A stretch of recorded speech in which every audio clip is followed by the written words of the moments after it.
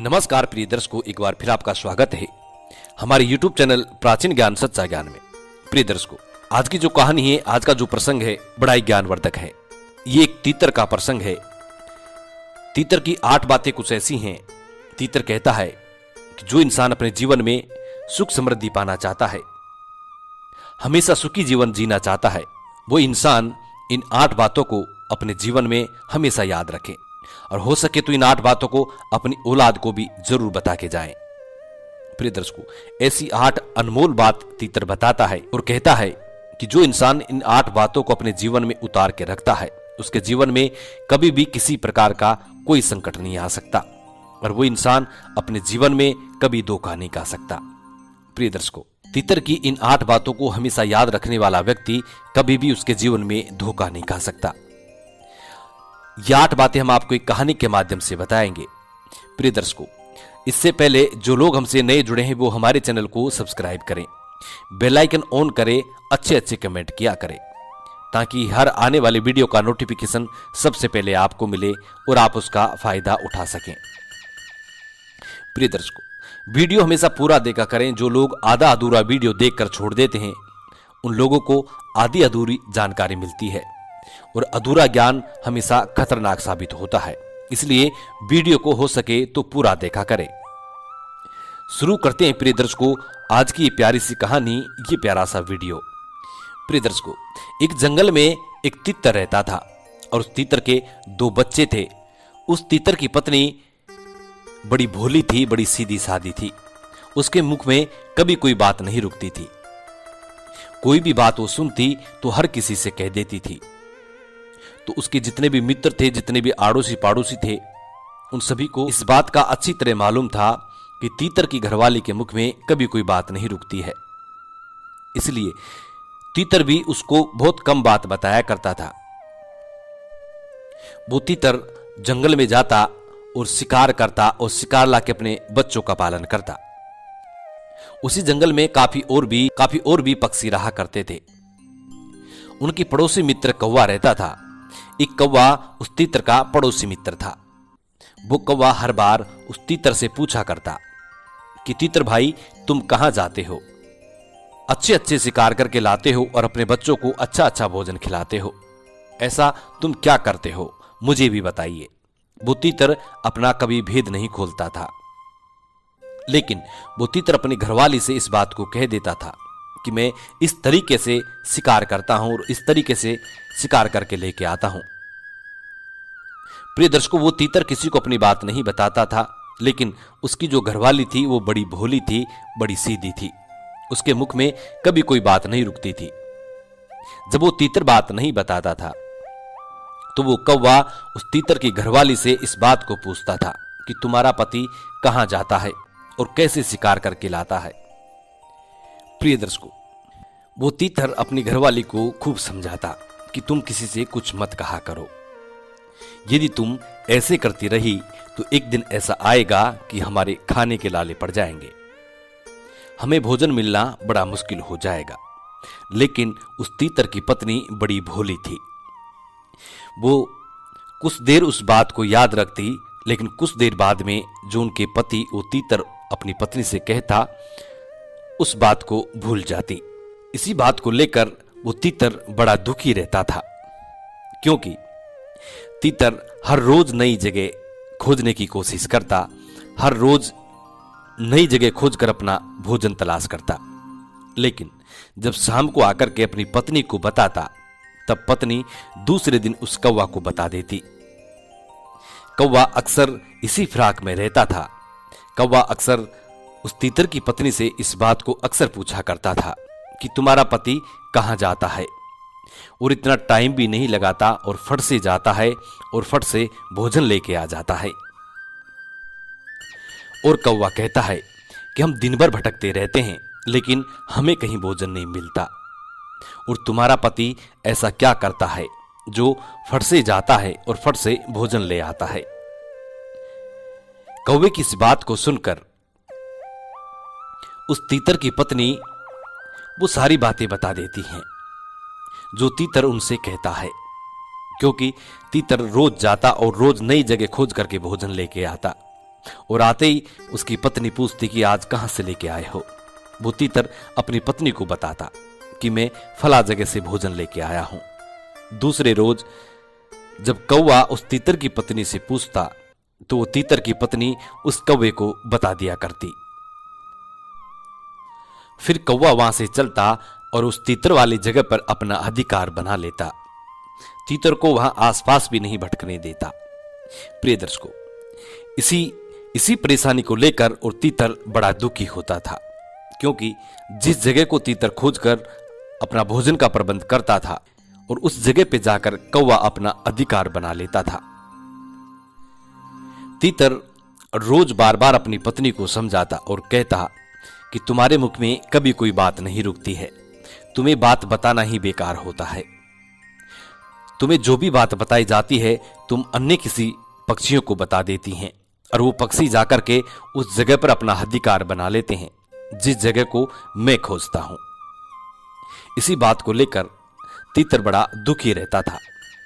अब धीरे धीरे तीतर की पत्नी की वजह से तीतर को ये नौबत आने लगी कि उसको कहीं भोजन मिलना बड़ा मुश्किल हो गया। तीतर को अपने बच्चों को अपनी पत्नी को भोजन खिलाना भी बड़ा मुश्किल होता जा रहा था, क्योंकि तीतर जो भी जगह नई जगह खोजता उस जगह पर कौवा जाके अपना अधिकार जमा लेता और कौवा उस तीतर को उस जगह पे भटकने भी नहीं देता। अब तीतर के सामने ये बड़ी चुनौती आ गई थी, ये बड़ी समस्या खड़ी हो गई थी कि तीतर अपने परिवार का और अपना पेट पालन कैसे करे। तीतर ने अपने और अपने परिवार के लिए जितना भी भोजन इकट्ठा कर रखा था धीरे धीरे वो सब खत्म होने लगा। अब तीतर को नौबत आने लगी भूखा मरने की। तीतर रोज दिन भर भटकता रहता, लेकिन तीतर को अब भोजन मिलना बड़ा मुश्किल हो रहा था, क्योंकि ये तीतर की पत्नी की वजह से उसके मुख में कभी कोई बात नहीं रुकती थी। अब तीतर को ये बड़ी समस्या का सामना करना पड़ रहा था। कभी कभी बार तो ऐसी नौबत आ गई कि उनको भूखा सोना पड़ा। किसी किसी दिन तो ऐसी नौबत आने लगी कि उनको भूखा भी सोना पड़ जाता और तीतर अपनी पत्नी को रात दिन खोजता रहता, कहता कि सब तुम्हारी वजह से हो रहा है। यदि तुम्हारे मुख में थोड़ी सी भी बात रुकती तो आज ये नौबत नहीं आती। तीतर की पत्नी तीतर से कहती है कि देखो जी, मेरे पे चिल्लाने की कोई जरूरत नहीं है, कि यदि आपकी क्षमता नहीं है हमारा पेट पालन करने की तो आप ऐसे कह दीजिए, फालतू में आप मुझ पर दोष मढ़ते हो। तीतर इसी बात को लेकर बड़ा परेशान था और तीतर दिन भर भटकता भटकता एक साधु के आश्रम पे पहुंचता है। साधु के आश्रम पे पहुंचकर और साधु को प्रणाम करके और चुप होकर बैठ जाता है। जब साधु उस तीतर को देखता है कि तीतर बड़ा शांत बैठा है, साधु सोचने लगता है कि इस तीतर के जीवन में कोई तगड़ी समस्या है, कोई बड़ी समस्या है। वो साधु उस तीतर के पास जाता है और तीतर से कहता है कि तीतर, तुम्हारी ऐसी कौन सी समस्या है जो तुम इतने परेशान बैठे हो? लगता है कोई गंभीर समस्या है। वो तीतर साधु महाराज को प्रणाम करता है और साधु को वो सारी घटनाएं सुनाने लग जाता है।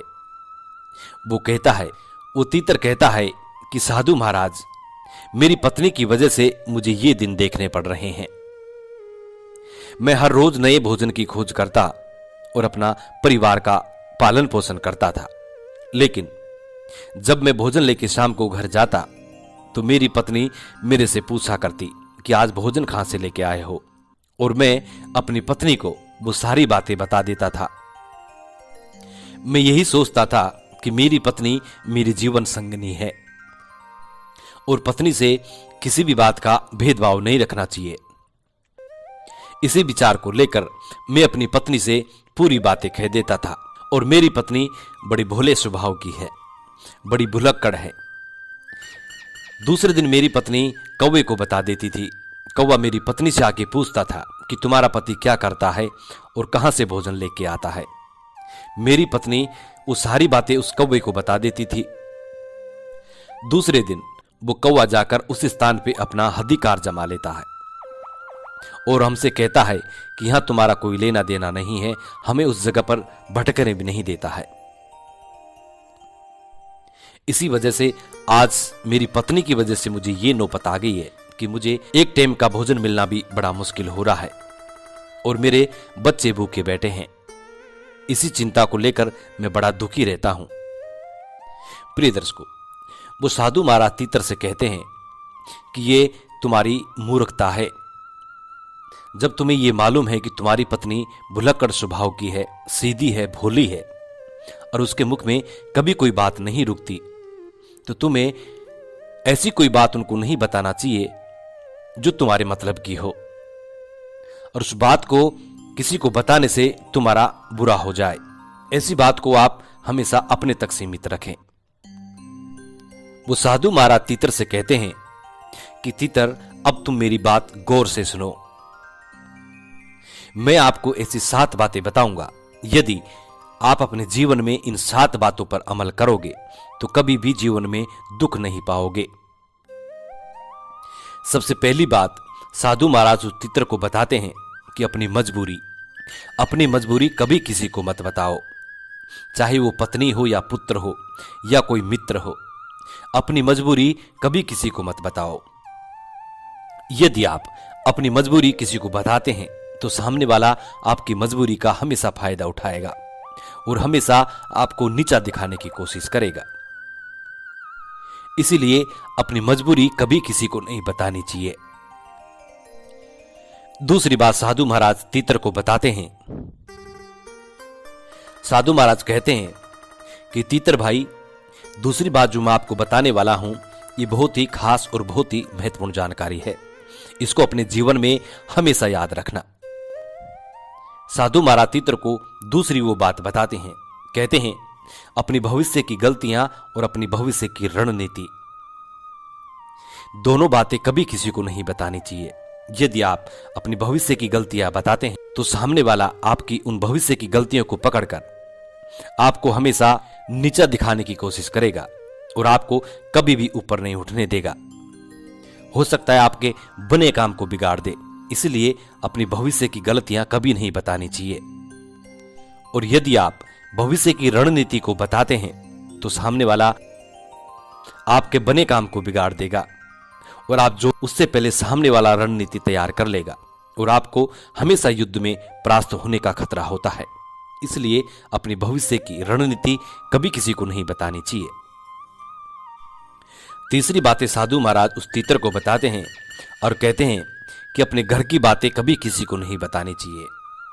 आपके घर में जो भी बातें होती हैं, पति पत्नी में होती हैं, पिता पुत्र में होती हैं, अपने घर की जो भी बातें हैं कभी किसी को नहीं बतानी चाहिए।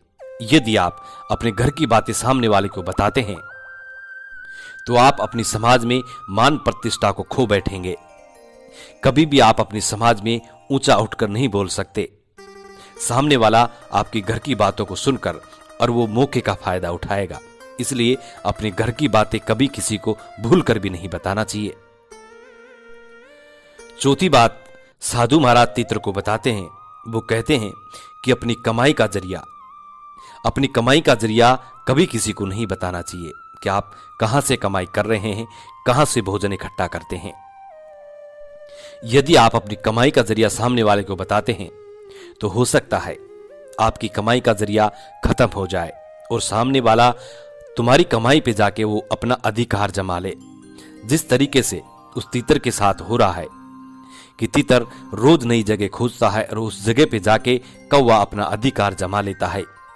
इसी तरीके से यदि आप अपनी कमाई का जरिया सामने वाले को बताते हैं तो हो सकता है सामने वाला आपकी कमाई के जरिए पे जाके अपना अधिकार जमा ले और आपकी कमाई का जरिया ही खत्म हो जाए। इसीलिए अपनी कमाई का जरिया कभी किसी को नहीं बताना चाहिए। आप क्या करते हैं, क्या नहीं करते हैं, कभी किसी को नहीं बताना चाहिए। पांचवी बात साधु महाराज तीतर को समझाते हैं और कहते हैं कि अपनी कमजोरी और अपनी ताकत ये भी किसी को नहीं बतानी चाहिए।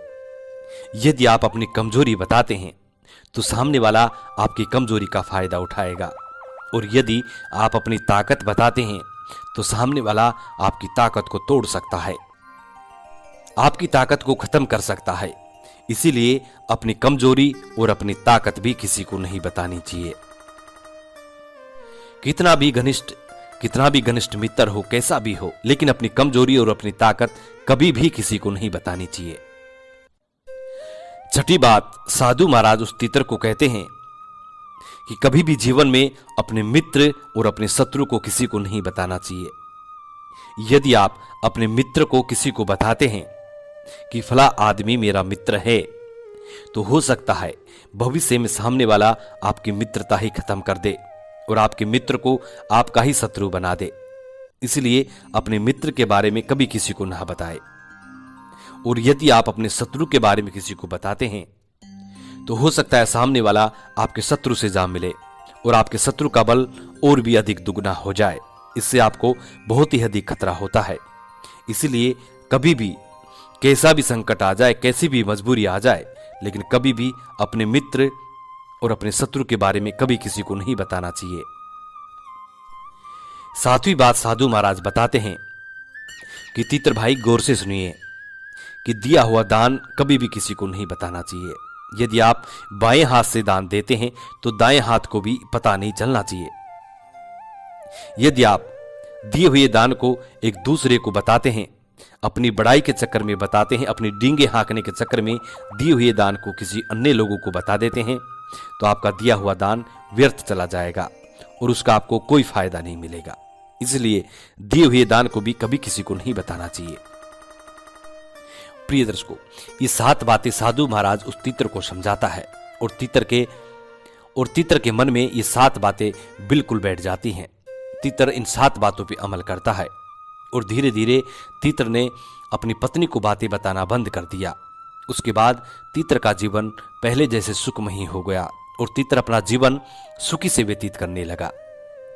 प्रिय दर्शकों, हम उम्मीद करते हैं कि ये कहानी आपको जरूर पसंद आई होगी और इस कहानी से आप जरूर प्रेरणा लेंगे। आप कभी भी इन 7 बातों को कभी किसी को नहीं बताएंगे। हम उम्मीद करते हैं कि आपका जीवन सुखमयी होगा। मिलते हैं प्रिय दर्शकों नेक्स्ट वीडियो में। तब तक अपना ख्याल रखें। जी नमस्कार, धन्यवाद।